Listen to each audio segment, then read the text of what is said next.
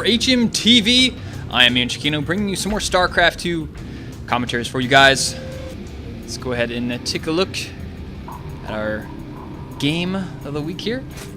We're on EonSu, a newer ladder map that's out there. You can see by the mini map, it's got that kind of a dual tile set going on. The green grass in the bottom left corner of the map here, featuring our red Zerg player. It's going to be Liquid's TLO. And on the snow, is this snow? No, I guess this is just drier. Yeah, not really snow. More, well, this is kind of snowy over here. Yeah, I don't know, because this doesn't look snowy. I think it's just dry. Anyways, on the top right side of the map, we've got Acer's Bly, our blue Zerg player up here.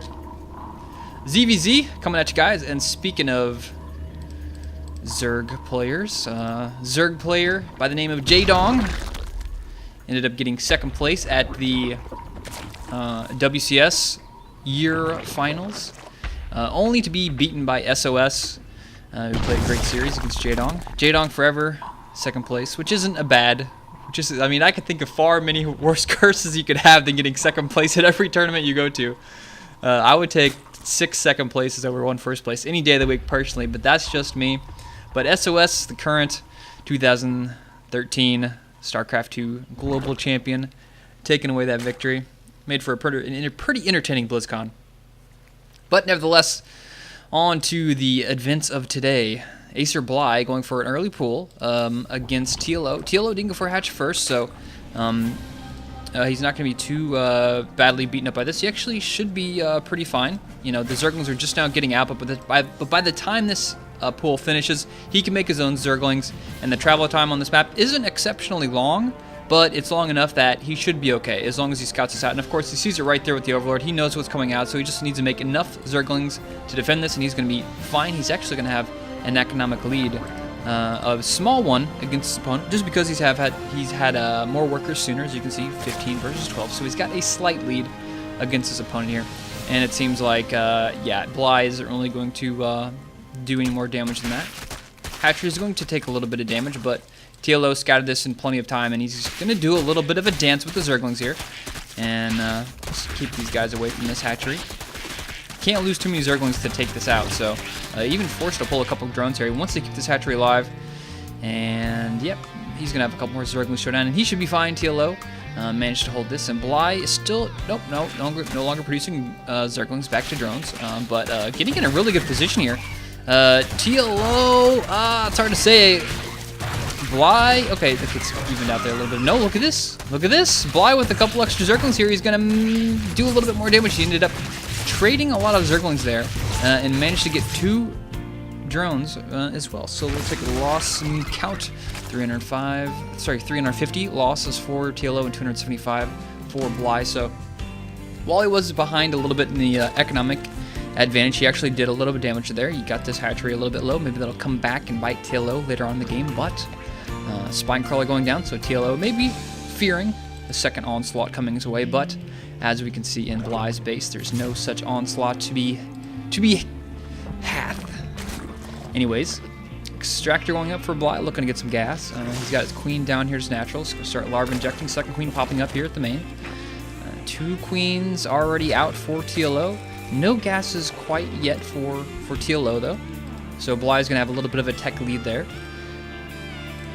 TLO playing safe. Went for the Spine Crawler first, and that's just gonna, you know, give him a little bit of confidence when dealing with a hatchery this low. Because whenever you know, there's some times where players they'll send a lot of economy. They'll sacrifice, I should say, a lot of economy to deal damage to a building or just an attack. And they see, okay, I got the hatchery down to half. You know, is it worth it for me to do another wave of an attack in hopes of taking down the hatchery? And most players would say probably, maybe. And TLO realizes this and throws up a Spine Crawler to defend against that, because Spine Crawlers, they do so much damage versus Zerglings. So it's you know, they 2-shot him, and with an extra Queen there, you would need a lot of Zerglings to take down this hatchery before the Spine Crawler would be more than cost effective at taking out Zerglings. So smart decision there, playing a little safe. Bly is already teching up to, ooh, wow. Already teching up there. And double gas going up here. TLO has got his double gas going on at the main there. He still hasn't teched, but he does have a double evolution chamber here. We'll see. He's going to go for 2 more gas at the natural. He's working on taking out the rocks, the lower side there. He's looking to take a third base, I would assume. Fly with vision over there. So the double evolution chamber is coming up. Looks like we're going to see some Roach player, maybe Hydra. Already has that +1 range attack. Both Zerg players keeping the overlords next to each other. That way they know what they see, and they also know what their opponent sees. A very useful tactic there. A third base going down first for Bly, and TLO doesn't have vision over here. Scratch that. Yes, he does. The Zergling just showed up, but didn't have an overlord there. But Zergling's just as good providing vision. And a complete wall off TLO is going for with the optional door opening of the spine crawler. There he goes, like, all right, you want to go out? Okay, I'll just open up and then let's just sit that back down there. So using a, I guess a poor man's supply depot, the Zerg's poor man's supply depot, the spine crawler, and at the same time working on taking out those rocks. So he's gonna have a full wall off here in the front, and it'll give him closer access to his third base here. Easier to transfer drones and whatnot like that. Easier to reinforce. So 2 spine crawlers going up for Bly. Now, I wonder what he actually saw there that made him fear that, or maybe it's just part of his build, because he doesn't really see anything that would throw off any red flares just yet that something may be coming his way. So already we see the tech for the Spire coming down for Bly, which is kind of obvious after we saw that quick layer tech, with that early gas and that layer tech. So going to Muta is pretty obvious choice there. Not to mention, if you want to do a lot of Muta harass and you want to use Zerglings to counterattacks, you kind of sometimes want to have your own spine crawlers up there at the front of your base to, provide some sort of defense. And now look at this. Uh-oh. TLO getting caught out in the open with these Zerglings going to get completely surrounding all those roaches. 4 of them already go down and 4 of them are left up against the wall. Not really cost effective to go up there with the Zerglings, but the speed is that done yet? Actually, yes, it is just now done, and he's going to take out the queen. And look at this Bly getting really cost effective trades with these Zerglings. Gets a queen there. He took out a roach right there. Sees the timing of that third base. The third base for Bly already up and already has double gas there. This is definitely a man who wants to make a lot of Mutalisks, and if you want to make a lot of Mutalisks, you need a lot of gas, and that's exactly what he's going for here. 6 gas already, TLO. He's got to, the problem with these roaches is they're very slow, and of course he doesn't shoot up. So at this point, Bly could do a couple things. He can just kind of do as much damage to these roaches as possible before they get across the map. Or he can just straight out just harass his opponent. But he's doing both at once here. He's having the Zerglings take out the third base, which is a smart play there. The roaches just weren't enough to deal with that. And he's using the Muta to work on these roaches, because the roaches can't do anything back. The spine crawlers at the ramp over here were such a smart play, and you can see they're coming to effect right now. Roaches going into the third base. They should be able to take this out before they all go down pretty easily. And maybe kill a couple drones while he's at it. So they're going to trade there. Zerglings going to the main. Almost managed to kill a queen, but not quite enough. TLO already has the overlords in full retreat, having those guys head back across. Actually, these guys are going the wrong way. They need to go the other direction. He doesn't have mutas yet. The Overseer goes down. This overlord is going to go down. I wonder if this was just a bad rally point, because these overlords are being taken out.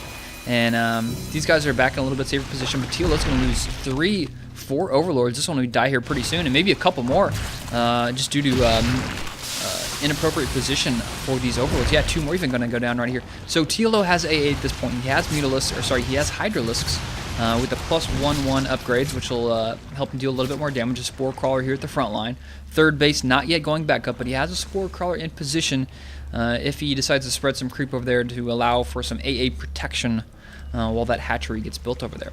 Baneling Nest is up for Bly. Baneling Nests are great for making Banelings, obviously, and Banelings are great for taking out big clumps of Hydras. Hydra's a really weak unit, only 80 HP, and Banelings do quite a bit of damage, and if you have 1 Baneling Connect and a couple Hydras, it's definitely cost effective. So at this point, Bly just going to, he's actually transitioning into roaches. He's got how many mutas now? 17 mutas out in the field, 13 Hydralisks for TLO. And at this point, he just wants to use the mobility of the mutas to pick off as many units as possible. He's extremely cost effective, not lose any Mutalisks, and just do a lot of damage here. So he killed a couple more dronelings there. I was going to say bronelings. 8 of them killed so far.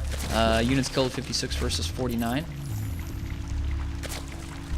kind of standard play to see high numbers like that in Zerg versus Zerg, especially with so many Zerglings being prevalent early game in ZvZ. A lot of Hydralisks now on the field. The third base going up here for TLO. Once again, the third base for Bly back up again. Actually, yeah, back up once again. Creep respreading there. Already has those gases saturated. Acer Bly losing a lot, actually using a lot of roaches there to play defense and just keeping the muted count he has. At this point, it really doesn't benefit him to make any more Mutalisks just because he has air control, which is great. He sees how much his opponent has invested into Hydralisks, and whenever you have that many Hydralisks, you can't fight them straight up with Muta because, actually you can't fight Muta with the Hydra because the Muta will just get completely wrecked. So he knows at this point it's not really cost effective to make any more Mutalisks. He's just going to use these guys to harass with, keep his opponent in his base, and he can just freely macro up all the way across the map and get his roaches up. He's going to probably get infestors. We see the evolution chamber coming out. He's got roaches out. He doesn't have any upgrades yet. He's got one evolution chamber, hasn't yet made anything. He could go into ultralisks. We'll see what he's going to go with here. If he's going to go for the infestors or go for the ultralisks with the tech up to the hive. Bly doing a really good job of just continuing to ping pong back and forth from one base to the other, keeping TLO on his toes, keeping those overlords in position, and not losing units like this. Losing one or two of those units does add up. Losing a Hydra there, losing another Roach, and Bly just making as much as possible out of these Mutalisks. A lot more Zerglings here for Bly. You can easily use those for Banelings later on. Spore Crawler being used here to kind of keep the safe zone alive for these Hydralisks and Roaches as they commute from the main to the natural. Two more Spine Crawlers here at Bly's third base, doing a good job of that, and these are all the Banelings I was talking about. So Bly's going to have a really good army composition. Taking out a couple more guys there. These Mutalisks are still alive, I think. He was at 14, I think he was like at 17 or something earlier, so hasn't lost too many. But this army from Bly is going to be deadly. I think with this many Banelings, Zerglings, and Roaches, I bet he might just be able to beat him with that army alone, because, I mean, that on top of the Mutalisks, I think this is going to be too much, and especially if TLO gets caught out in the open here. He doesn't have Burrow, from what I know. We can check the upgrades. He doesn't have Burrow, yeah, so it's not like he can hide from these guys, not to mention there's an Overseer out here. So if these small force of TLOs gets trapped out in the open to this huge amount of Roach Baneling, it's going to be game over. I mean, even with this amount of many Roaches and Banelings, I think it's just game over already. He's kind of luring him out from his base, out into the non-safe zone. TLO has his forces spread. At this point, TLO has no idea all those units are out there. He has no map control, no map vision, and at this point, the Blazers are just gonna Bly's just gonna walk right on in here, thinking, okay, TLO's doing his best job to spread his forces out there as much as possible. Look at how many Banelings there are. Banelings just going every which way. TLO doing a pretty good job of spreading. Look at that. Oh my god, great spread. But now the Hydra coming from multiple different angles. It seems like TLO is winning the fight on the top. He's winning the fight on the bottom. More reinforcements show up for Roaches, but they just walk right on through there. And oh my god, the splits from TLO were great there. And if that was just a straight up fight, that would have been a slaughter. And Bly would have just destroyed him. But TLO, I can't believe, how many did he even lose? Hold on, there's a way to check how many Hydras he lost. So he's lost 20 Hydras so far, but a lot of those maybe were earlier to the Mutalisks picking him off. But I can't believe TLO came out of that fight so far ahead, and he's going for a counterattack now. I think this may be a little bit premature, but he does have better upgrades. Two 1-1 upgrades versus 1-1 upgrades here for Bly. But there's an Infestor here, there's a Spine Crawlers, there's Roaches. The Hydras have lost all their front line, and now TLO is in a little bit of trouble. That last fight went so well for him. The splits were amazing. He was pulling some Marine King level Marine splits right there, just keeping as many forces as he had alive there. But at this point, he may have bit off more than he can chew. The Roaches now are just eating up what's left of TLO's army supply. 110 versus 85. TLO supply dropping quick while Bly's continues to surge forward. And as soon, actually, we got a Girder Spire on the way here from Bly. Hasn't yet started any more upgrades, and GG drops from the TLO. Actually, it's kind of a little bit of the redundant, the TLO instead of the little one. Anyways, so Bly takes this game right now, and I think Bly winning this after that small advantage he had in the early game worked out. He did a lot of damage with the Mutalisks, and I love the transition there into the massive amount of Roach Banelings, and the fact that TLO stayed alive even after that first attack was pretty crazy. Sorry, after that huge amount of Roach Baneling, because it looked like Bly just parted the TLOC. We had Hydras going up, Hydras going down, Roaches spreading, Roaches going to the right, and then the Banelings were in the middle of everything. Like, I thought there was supposed to be an army here, and nothing to kill, and they just kind of got spread out. And then most of them hit on Banelings, most of the Banelings hit on Roaches, and they weren't terribly too cost effective. But he just had so many forces at that point, it didn't matter. TLO going for a counterattack, hoping that he would have enough to take out Bly with that last attack, but it wasn't to be. You can see the worker difference here, 57 versus 39. So TLO really couldn't fight a straight-up game at this point. He couldn't continue to play on because he was just so far behind. And another attack from Bly like that would have just been game over at that point. So Bly taking the first game in the series. Hope you guys enjoyed watching this StarCraft 2 commentary. I am EonShiKeno. You can find more of my stuff over at youtube.com/EonShiKeno. And I'll see you guys next time.